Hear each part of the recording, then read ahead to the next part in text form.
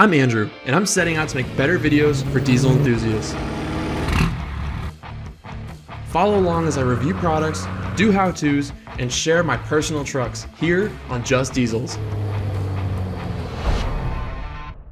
What's up, guys? Today we're going to do an update video on the second gen.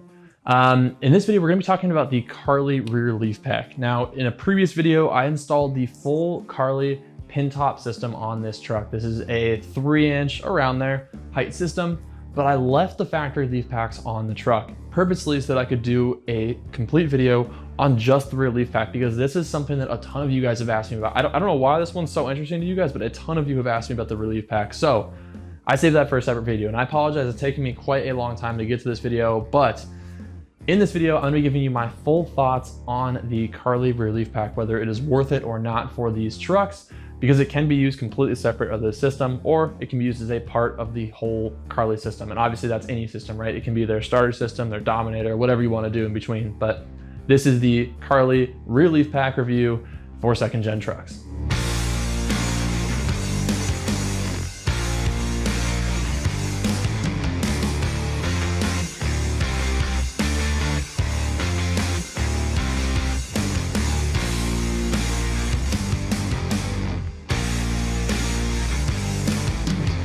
Now, if you own one of these trucks, you know that they ride like absolute wagons in stock form.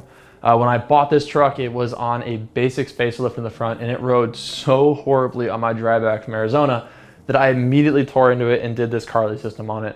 The way that these transform these trucks, I literally can't understate it. Like, it will be the best money you spend on this truck other than steering upgrades, which I have done a couple of videos on and I will do more on. So second gen steering is a whole other topic, but in terms of like ride quality, drivability, being able to just use the truck, these suspension systems are so awesome. Now, the rear leaf pack is something that particularly interests people because the back of these trucks just rides so poorly in stock form, and they also have a really large factory block.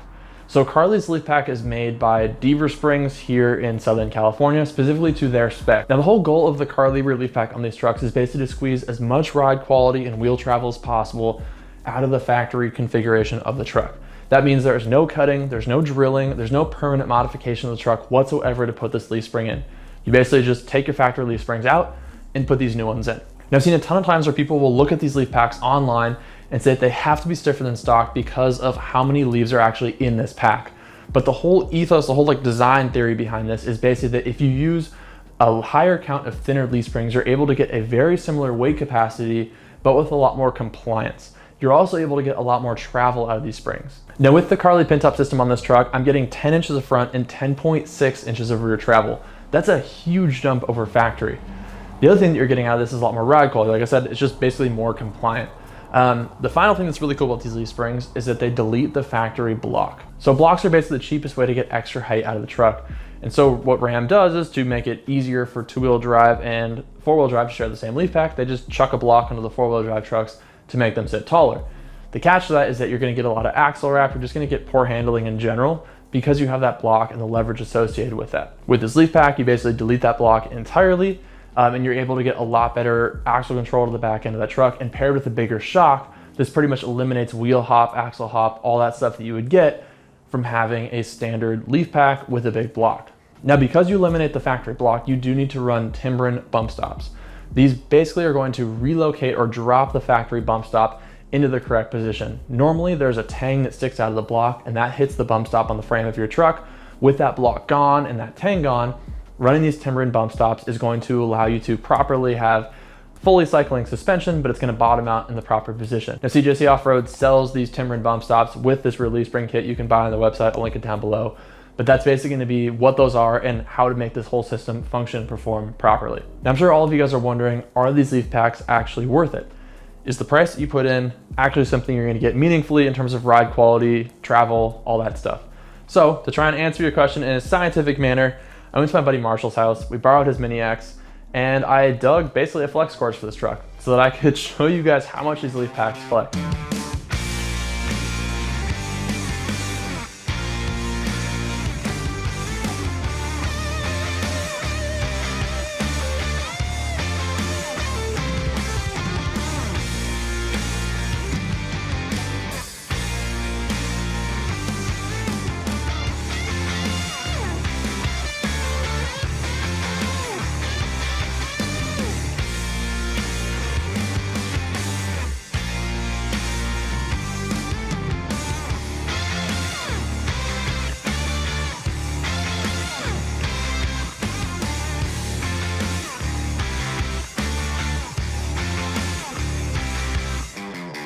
I was not able to get this truck to actually fully droop out and fully compress. Didn't dig it deep enough, but this gives you a general idea of how much travel these things have. When you actually do over 10 inches of rear travel and 10 inches of front travel in these trucks, it's absolutely wild how much articulation they have. The nice thing is that yes, ride quality is also dramatically better than stock.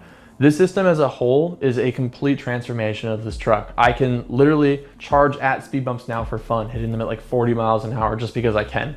I could never have dreamt of doing that in a stock truck.